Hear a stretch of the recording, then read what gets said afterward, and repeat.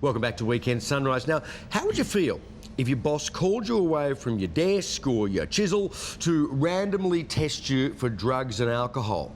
Blacktown Council in Sydney's West has been in the headlines this week, forced to defend its decision to randomly drug test workers. They say that workplace health and safety are paramount and they are obliged to keep all employees safe. But union officials are worried that individual workers, particularly rank and file workers, could be unfairly targeted. So how far should testing go? Well, controversial Queensland MP George Christensen says that politicians and welfare recipients should also be targeted. We took our cameras to the streets to hear your views. We have drug testing where I work, random drug testing. I work in the transport industry, so I think it is fair. What people do in their own time behind doors, that's up to them, really. How would you feel if your employer started drug testing you? I wouldn't mind.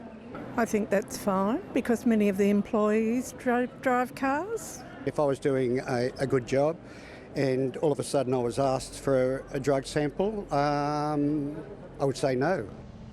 So joining us to discuss, Blacktown Mayor Stephen Bali, United Services Union General Secretary Graeme Kelly, and proud White Ribbon Ambassador, should I mention, both, and George Christensen from Queensland. Good morning to you both. Now, drug and alcohol testing on construction sites has been around for a long time. Makes perfect sense. Accidents happen. It's becoming more popular in other workplaces too. Stephen, if I can ask you first about what's going on at your council and whether, any employee can be randomly tested and why you feel that's necessary. Well, I suppose, as you said before, there's a lot of workplaces are now introducing drug and alcohol testing.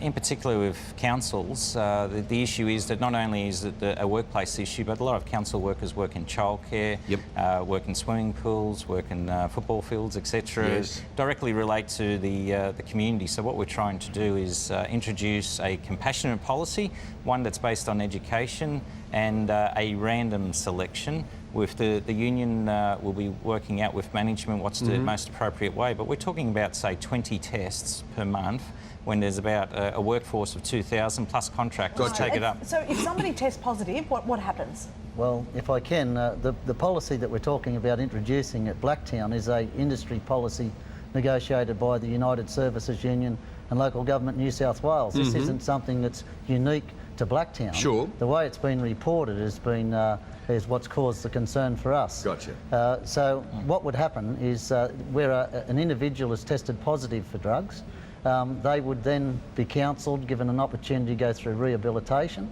They're not sacked, like a lot of people would like to see them sacked. And of course, then they go on to what's called the targeted list. They can be randomly targeted at any time for drug testing for a period of 2 years. Gotcha. So can I ask you this? I mean, if you believe the statistics on drug consumption in Australia, okay, there's a fair proportion of our population who will occasionally take some kind of methamphetamine, like an ecstasy tablet or something like that.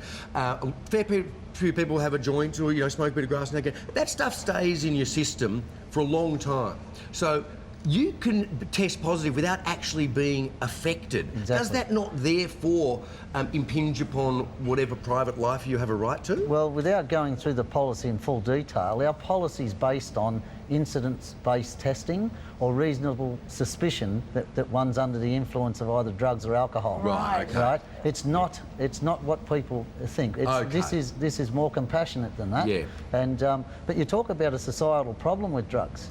I wrote to the Premier 18 months ago out of our state conference and urged the Premier to meet with the union, Local Government New South Wales and any other agencies to talk about the drug scourge that's in our communities. Sure.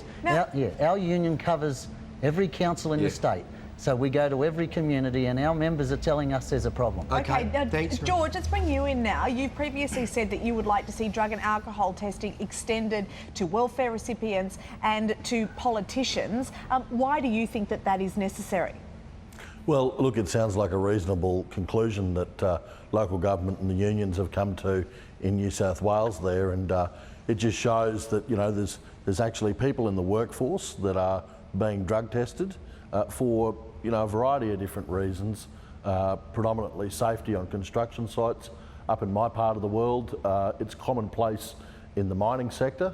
You have to have a drug test done to get on site, and if you found that you've got some substance in your system, you're out, you don't work, and in fact, after a certain amount of tests positive, you're dismissed. So that makes completely. perfect sense from a safety point of view, George. How does it make sense to be testing the unemployed? Well, it makes sense in two respects. One, we want people who are on unemployment benefits to be work ready.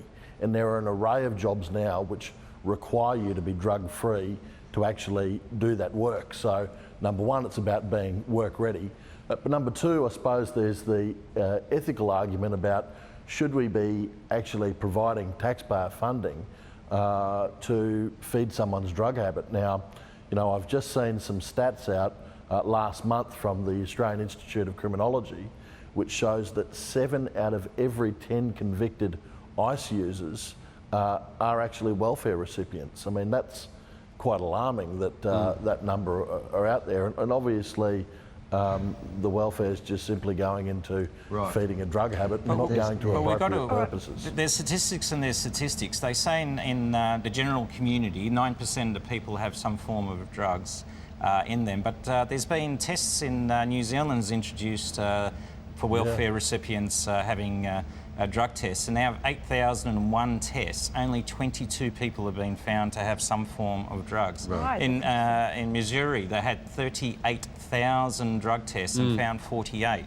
So in the end, I think unfortunately George is sadly deluded, and if he's not on drugs, he ought to be with some of these, with his comments there, because in the end, we're seeing the statistics, the research shows there's less people on unemployment benefits that are actually affected by drugs than the general community. Be a massive job for the CES to test them all too. And the costs. We actually are out of There's time. been a cherry picking of data there because actually across the US, Who's the cherry picker, George? Come on. 10% of welfare recipients, 10% of welfare recipients have been found to be. What's going to be next? Ankle bracelets and home detention?